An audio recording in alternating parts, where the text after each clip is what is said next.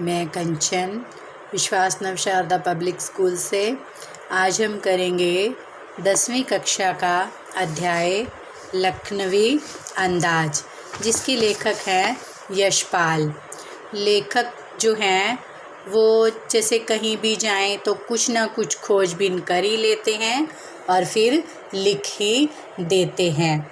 तो इस अध्याय में भी उन्होंने कुछ ऐसे ही कहानी को रचा है जो उन्होंने ट्रेन में देखा एक नवाब साहब को खीरा खाते हुए, और उन्होंने कैसे खीरे को खाया।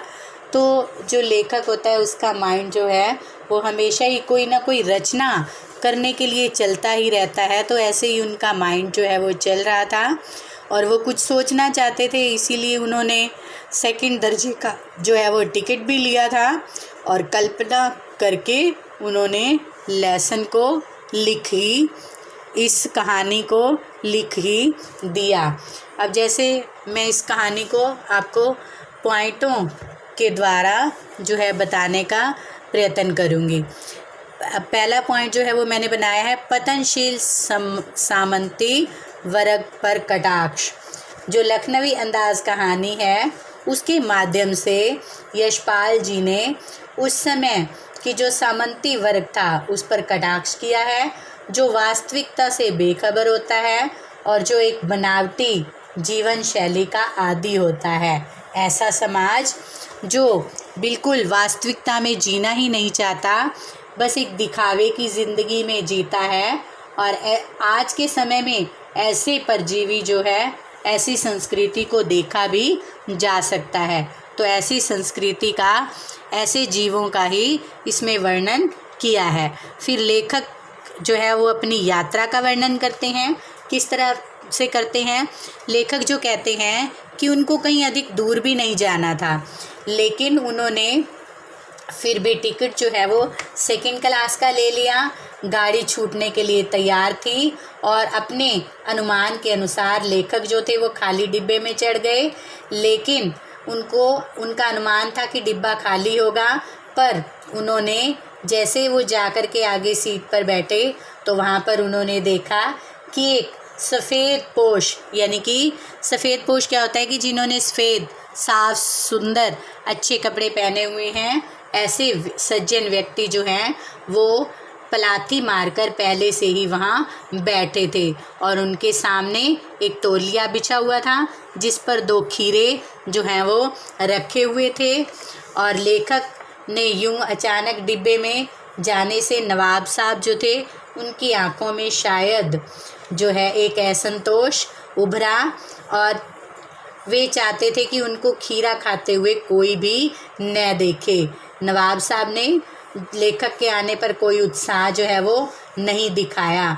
वे लेखक से आत्मसम्मान में उनसे आंखें जो है वो चुरा रहे थे। फिर जैसे लेखक जो है वो सामने जो बैठे हैं नवाब साहब, उनके बारे में कल्पना करते हैं, क्योंकि जो कवि होते हैं, जैसे कहा भी जाता है चाहे लेखक है कवि हैं, तो जहाँ न पहुँचे रवि वहाँ पहुँचे कवि। तो कवि जो हैं या लेखक हैं वो कल्पना करके कहीं के कहीं जो है वो पहुँच जाते हैं। तो ऐसे ही खाली बैठकर कल्पना करना भी लेखक की पुरानी आदत है। और लेखक जो हैं वो नवाब साहब की असुविधा और संकोच के कारण जो है अनुमान लगा रहे थे। उन्होंने सोचा कि नवाब साहब जो है वो अकेले यात्रा करना पसंद करते थे और सेकंड क्लास का, इसीलिए उन्होंने भी टिकट लेने का विचार किया होगा। और लेखक भी, जैसे कि हम जानते हैं, लेखक भी जो है वो सेकंड क्लास में यात्रा जो है वो करना चाहते थे। वो भी क्यों करना चाहते थे? क्योंकि वो भी जो है अकेले बैठ करके किसी लेख के विषय में जो है वो सोचना चाहते थे। और वो जैसे अपने माइंड के घोड़े दौड़ाते हैं लेखक और कहते हैं, मन ही मन सोचते हैं कि अकेले वक्त काटने के लिए ही इन्होंने खीरे जो हैं वो खरीद लिए होंगे और अब किसी के सामने खीरे कैसे खाएं। तो वो जो नवाब साहब हैं वो खिड़की से बाहर देख रहे थे और अचानक ही लेखक उनको जैसे लेखक भी बाहर देख रहे थे तो अचानक ही उनको संबोधित किया कि आदाब और जनाब, खीरे का शौक़ फरमाएंगे। ये कौन पूछ रहा है? लेखक से, जो वहाँ उनके साथ यात्रा कर रहे हैं नवाब साहब, वो पूछ रहे हैं। लेखक को नवाब साहब का ये अचानक जो बदलाव था वो कुछ अच्छा नहीं लगा और उन्होंने शुक्रिया अदा करते हुए कहा कि आप ही खा लीजिए। नहीं।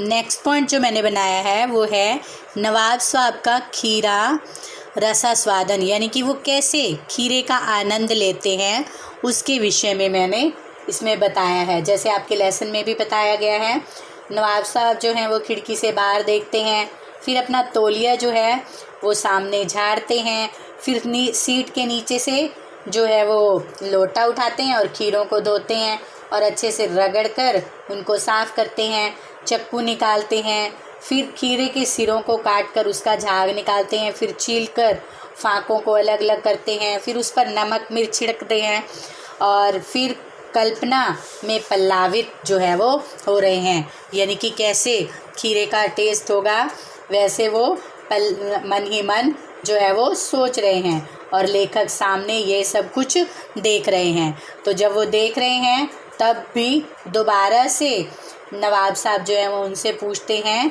कि क्या आप खीरे का शौक़ फरमाएंगे? ये लखनऊ का बालम खीरा है। नमक मिर्च छिड़का जाने के बाद जो है खीरे की फाँकों को देखकर मुंह में जैसे पानी ही आ जाता है और लेखक के मुंह में भी पानी आ रहा था, परंतु वे एक बार मना कर चुके थे और अब उनके आत्म सम्मान का जो था विषय था, इसीलिए उन्होंने फिर से वही उत्तर दिया कि शुक्रिया, इस वक्त जो है तलब महसूस नहीं हो रही, यानी कि खाने की इच्छा जो है वो नहीं हो रही और मेरा मैदा भी ज़रा कमज़ोर है, तो आप ही इसको ग्रहण कर लीजिए, खा लीजिए।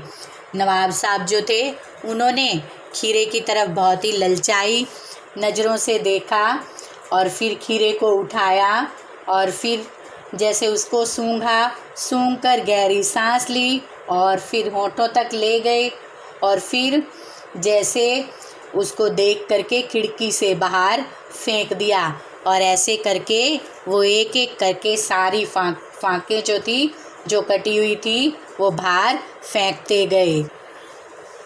नवाब साहब के इस तरह से खीरे खाने के तरीके को देखकर जो लेखक थे वो बहुत हैरान थे। उन्होंने देखा कि नवाब साहब ने खीरे की फाँकों को किस तरह से सूंघ कर नीचे फेंका और फिर तौलिए से हाथ मुंह पोंछा और लेखक की ओर गौर से देखा, मानो वो कह रहे हो कि खीरे का नवाबी तरीका खाने का यही था। और फिर थकान मिटाने के लिए वो लेट गए।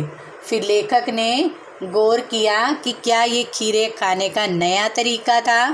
तो लेखक कहते हैं कि अगर इस तरह से खीरे को खाया जा सकता है, उसके स्वाद की कल्पना से ही संतुष्ट हुआ जा सकता है, तो एक जो लेखक है वो अपनी लेखनी को क्यों नहीं चला सकता।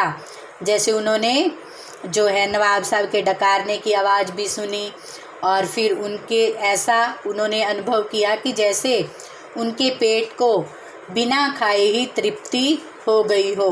नवाब साहब ने लेखक की ओर देखकर कहा, खीरा जो होता है वो बड़ा लजीज होता है, लेकिन होता है शकील, नामुराद, मैदे पर जो है वो बोझ डाल देता है। यह देखकर लेखक के ज्ञान चक्षु जो थे वो खुल गए कि खीरे की सुगंध से, स्वाद की कल्पना से अगर पेट को भरा जा सकता है तो घटनाओं और विचार से नई कहानी को क्यों नहीं लिखा जा सकता। ऐसा सोचकर वे अपनी कहानी को लिखने में तल्लीन खो गए।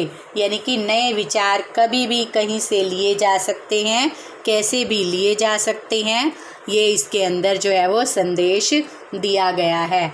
एक कहानी में यह संदेश दिया गया है। धन्यवाद।